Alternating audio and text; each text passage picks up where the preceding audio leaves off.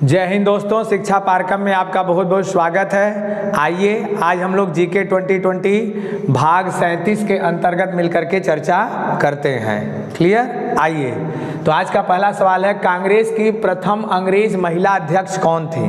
कांग्रेस की पहली अंग्रेज महिला अध्यक्ष कौन थी? तो वो थी नेल्ली सेन गुप्त। देखिए, इनको नलिनी सेन गुप्ता भी देता है किताबों में, नेल्ली सेन गुप्त या नलिनी सेन गुप्ता दोनों देता है। ठीक है, तो ये प्रथम अंग्रेज महिला थी जो कांग्रेस की अध्यक्ष बनी थी। और कब बनी थी? तो 1933 में। और कहाँ अधिवेशन हुआ था? तो कलकत्ता में। कलकत्ता अधिवेशन 1933 की प्रथम अंग्रेज महिला अध्यक्ष बनी थी नेल्ली सेन गुप्ता या नलिनी सेन गुप्ता। क्लियर? अब 1931 में कराची में अधिवेशन हुआ था कांग्रेस का, तो अध्यक्ष कौन थे? तो सरदार वल्लभ भाई पटेल। कराची में 1931 में कांग्रेस का अधिवेशन हुआ जिसके अध्यक्ष थे सरदार वल्लभ भाई पटेल। मूल अधिकारों का प्रस्ताव या मांग इसी में पास किया गया था। और इसी अधिवेशन में महात्मा गांधी कहते हैं कि गांधी मर सकते हैं परंतु गांधीवाद कभी नहीं मर सकता। गांधी मर सकते हैं परंतु गांधीवाद कभी नहीं मर सकता। 1931 के अधिवेशन कहाँ हुआ था? कराची में। और 33 में कलकत्ता में हुआ था, जिसकी अध्यक्ष कौन थी? तो नेल्ली सेन गुप्त। क्लियर? स्वतंत्रता आंदोलन के दौरान मुक्ति सेना का गठन कौन किया? स्वतंत्रता आंदोलन के दौरान मुक्ति सेना का गठन सुभाष चंद्र बोस ने किया था। और कहाँ किया था? जर्मनी में। मुक्ति सेना का गठन सुभाष चंद्र बोस ने किया था, जर्मनी में किया था। सबको यूनाइट करके वहाँ मुक्ति सेना का गठन किया 1941 में। और फॉरवर्ड ब्लॉक की स्थापना सुभाष चंद्र बोस ने की। कब की? तो 1939 में। क्लियर? कांग्रेस से जब अलग हुए तो फॉरवर्ड ब्लॉक की स्थापना किए थे। क्लियर? इंडियन स्ट्रगल किसकी किताब है? तो सुभाष चंद्र बोस की किताब है। ये भी आप याद रखिए। तो स्वतंत्रता आंदोलन के दौरान मुक्ति सेना का गठन कौन किया? सुभाष चंद्र बोस ने किया। द्वितीय संगम आयोजित हुआ। देखिए, कुल 3 संगम हुए। पहला संगम मदुरा में, दूसरा संगम कपाटपुरम या कवत्तापुरम या अलवय में हुआ, और तीसरा संगम कहाँ हुआ? उत्तरी मदुरा में। तो तीनों को याद रखिए। जो संगम हुए थे दक्षिण भारतीय इतिहास में संगम काल है। संगम जो हुआ था तो 3 संगम हुए। 3 संगम में पहला संगम मदुरा, दूसरा संगम द्वितीय संगम हुआ था कपाटपुरम या कवत्तापुरम या अलवय, तीनों नाम है इसका। और तीसरा संगम कहाँ हुआ था? तो तीसरा संगम उत्तरी मदुरा में हुआ था। क्लियर? तो पहला और तीसरा मदुरा और दूसरा कवत्तापुरम या कपाटपुरम या अलवय में हुआ था। क्लियर? आगे अद्वैत दर्शन का प्रतिपादन मिलता है। तो अद्वैत दर्शन का प्रतिपादन उपनिषदों में मिलता है। ब्रह्म, आत्मा, ईश्वर, इन सब का कहाँ है? तो उपनिषदों में है, जिसे वेदांत कहते हैं। जिसे क्या कहते हैं? वेदांत। वेदों का अंत कहाँ होता है? उपनिषदों में जाकर। कुल कितने उपनिषद हैं? 108। और अद्वैतवाद का सिद्धांत कौन दिया था? तो शंकराचार्य, आदि गुरु शंकराचार्य ने अद्वैतवाद का सिद्धांत दिया था। क्लियर? हड़प्पा सभ्यता में वक्राकार ईंट कहाँ से मिलती है? तो हड़प्पा सभ्यता में वक्राकार ईंट मिलती है कहाँ से? चन्हू दड़ों से। कहाँ से? चन्हू दड़ों से। मनका बनाने की फैक्ट्री कहाँ से मिलती है? चन्हू दड़ों से। और चन्हू दड़ों की खोज कौन किए थे? तो एनजी मजूमदार ने। किसने की थी? एनजी मजूमदार ने की थी। तो ये सभी बातें याद रखिए। आगे, ह्यूमन राइट्स वॉच का मुख्यालय कहाँ है? तो ह्यूमन राइट्स वॉच का मुख्यालय न्यूयॉर्क में है। ह्यूमन राइट्स वॉच का मुख्यालय कहाँ है? न्यूयॉर्क में है। और इसकी स्थापना कब हुई थी? 1978 में। कब हुई थी? 1978 में हुई थी। तो इसको भी आपको याद रखना है। अगला, ग्रीन पीस संस्था या ग्रीन पीस इंटरनेशनल का मुख्यालय कहाँ है? ग्रीन पीस संस्था का मुख्यालय कहाँ है? तो एम्स्टर्डम में है। और स्थापना कब हुई थी? तो स्थापना हुई थी 1971 में। तो ग्रीन पीस इंटरनेशनल या ग्रीन पीस संस्था का मुख्यालय कहाँ है? तो एम्स्टर्डम में है और स्थापना हुई थी 1971 में। साथ ही ह्यूमन राइट्स वॉच का मुख्यालय कहाँ है? तो न्यूयॉर्क में। इसकी स्थापना 1978 में और इसकी स्थापना 1971 में हुई थी। क्लियर? और ये दोनों संस्थाएं पर्यावरण की वृद्धि और विकास के लिए कार्य करती हैं। क्लियर? आगे, गुंडी राष्ट्रीय उद्यान कहाँ है? तो गुंडी राष्ट्रीय उद्यान तमिलनाडु में है। कहाँ है? तमिलनाडु में है। गुंडी राष्ट्रीय उद्यान तमिलनाडु में है। क्लियर? आगे, बेंजीन के कारण कौन सा रोग होता है?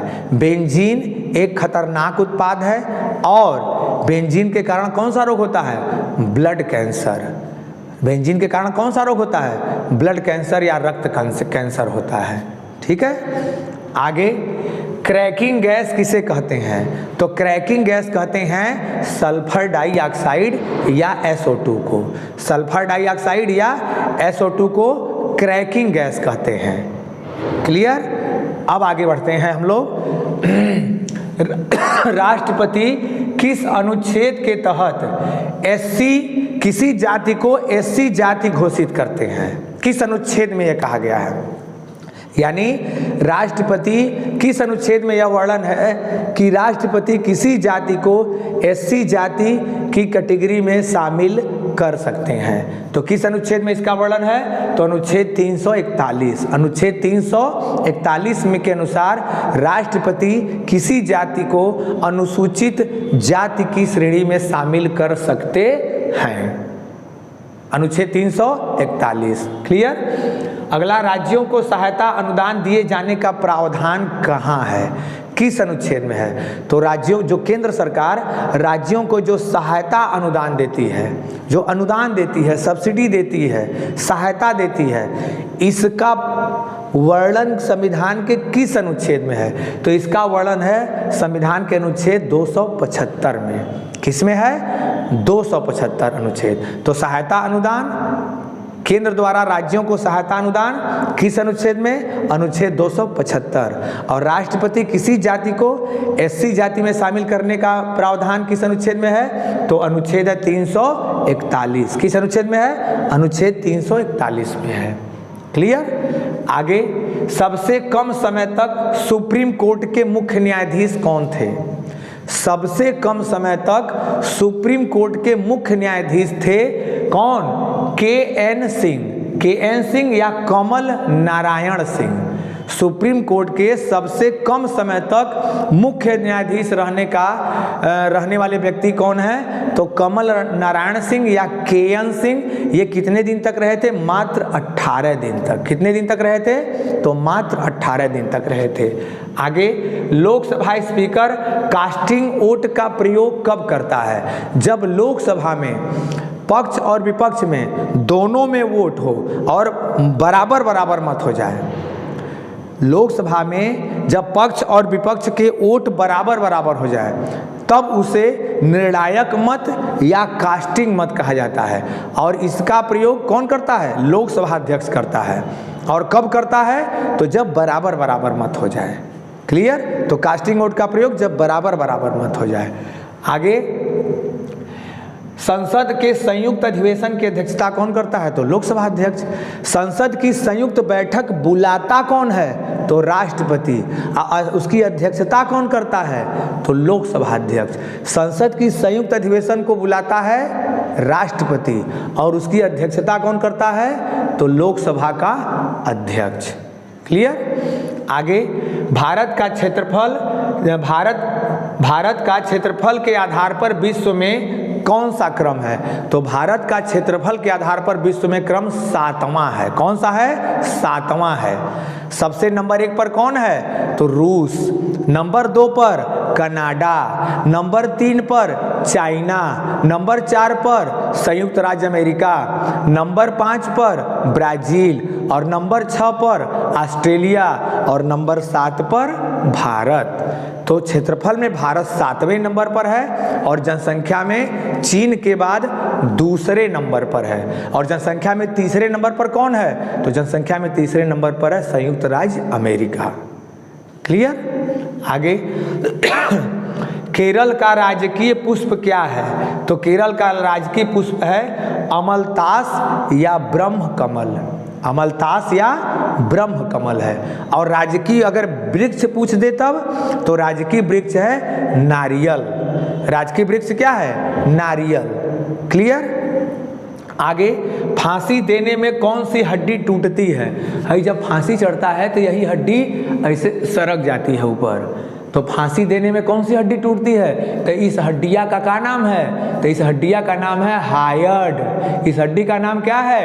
हायड। इसको जरूर याद रखिए। साथ ही और भी हड्डी याद रखिए, जैसे ये बीच में ये पसली जहाँ जुड़ती है तो बीच में खंभा नुमा एक हड्डी है, जिसे क्या कहते हैं? तो इसे कहते हैं स्टर्नम। इसे क्या कहते हैं? स्टर्नम। ऐसे पिलर की तरह है, इधर से ये हड्डी आके सब जुड़ती हैं पसली। तो पसली जिसमें जुड़ती हैं इसे पिलर में, वो पिलरवा का नाम क्या है? तो इस का नाम है स्टर्नम। ब्यूटी बोन किसे कहते हैं? इसको, ये हंसुली जो है घसुली, तो हंसुली को ब्यूटी बोन कहते हैं। और ब्यूटी बोन का नाम क्या है? कैल्विकल। क्या नाम है? कैल्विकल नाम है। तो ये भी आप याद रखिए।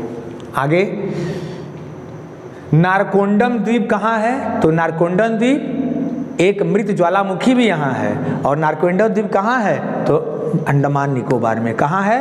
अंडमान निकोबार में। और एनएससी की स्थापना कब हुई थी? एनएससी का मतलब कौन सा? National stock exchange. और दुनिया का ये तीसरा सबसे बड़ा स्टॉक एक्सचेंज है। तो एनएससी की स्थापना कब हुई थी? नेशनल स्टॉक एक्सचेंज, राष्ट्रीय शेयर बाजार, इसकी स्थापना हुई थी 1992 में। नेशनल स्टॉक एक्सचेंज की स्थापना 1992 में हुई थी। तो मित्रों, आज हम लोग जीके 2020 भाग के अंतर्गत हम लोग निम्न प्रश्नों पे चर्चा किए। मैं उम्मीद करता हूं कि आपको ये सारे प्रश्नों का कलेक्शन पसंद आया होगा। वीडियो देखने के लिए आपका बहुत बहुत धन्यवाद। और मैं एक उम्मीद करता हूं कि आप इस वीडियो को अधिक से अधिक शेयर करेंगे और इसका स्क्रीनशॉट ले लीजिए। पुनः एक बार आपका बहुत बहुत धन्यवाद।